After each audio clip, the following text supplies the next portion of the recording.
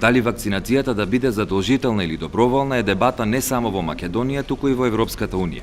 Неспорно е дека вакцините заштитуваат од смртоносни болести, но клучното прашање сепак не е тоа, туку како да се постигне максимално ниво на опфат на населението. Некои држави кај кои вакцинацијата е задолжителна, како Полска, имаат висок опфат, други како Финска постигнуваат слични резултати без воведена задолжителна имунизација. Факт е дека не постои пристап кој може да се реплицира во сите држави. Според податоците објавени од Европскиот центар за превенција и контрола на болести, може да се види дека државите членки на Европската Унија имаат различен пристап кон вакцинирањето. Па така во државите како Полска, Словенија, Бугарија, Франција и Италија има вакцини кои се задолжителни, а додека во државите како Австрија, Шпанија, Германија, Грција и Холандија нема задолжително вакцинирање, туку се дава општа препорака да се вакцинираат граѓаните. Еврокомесарот за здравје и безбедност на храна во Европската комисија Витенис Андриукаитис вели дека дебатата за задолжително или доброволно вакцинирање е непотребна.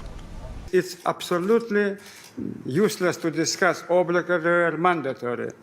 It is crystal clear. If you have problems with outbreak of infectious diseases, please use instruments which are more effective.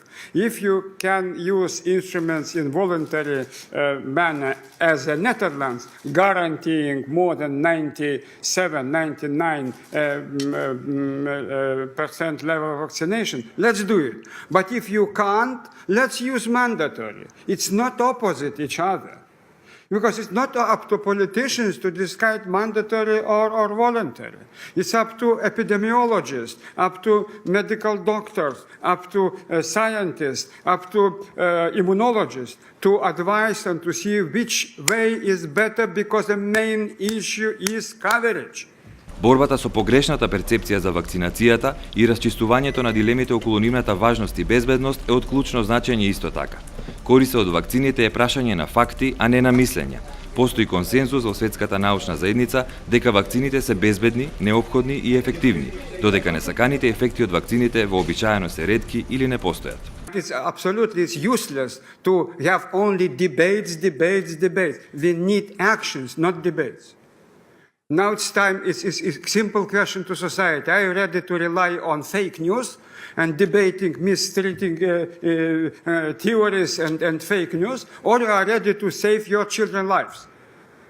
Ефектите од вакцинацијата се добро подкрепени со факти. Па така, вакцинацијата спасува помеѓу 1 и 3 милиони животи секоја година. Ги намалува трошоците за третман, вклучително и антибактериски третмани, и придонесува во борбата со антибактериската резистентност. Скоро 14.000 случаи на мали сипаници се регистрирани во ЕУ минатата година, што е над 3 пати во однос на бројот регистриран во 2016 година, а забележани се скоро 60 смртни случаи поради мали сипаници. I believe that it is our responsibility to ensure that all children can access life-saving vaccines no matter where they live. It is heartbreaking for me to see that decreasing confidence in vaccines and low vaccine coverage in the EU. This is weakening the effectiveness of our vaccination programs and hence is putting our children in danger.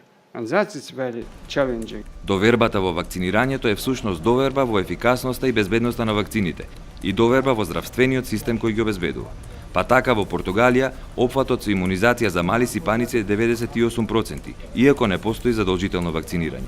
Причините зошто е опфатот толку висок ги покажува извештајот на Европската комисија за доверба во вакцините од 2018 година, каде 95% од испитениците во Португалија сметаат дека вакцините се безбедни и дури 98% сметаат дека вакцините се важни за децата. Мерките и активностите кои ги превзема Европската Унија кога се работи за вакцинирањето се фокусирани на обезбедување пристап до вакцини за сите во Унијата, контрола на сите нови и постоечки вакцини заради обезбедување највисоки безбедности стандарди, споделување јасна, независна и транспарентна информација за вакцините и спроведување повеќе истражувања за развој на нови вакцини.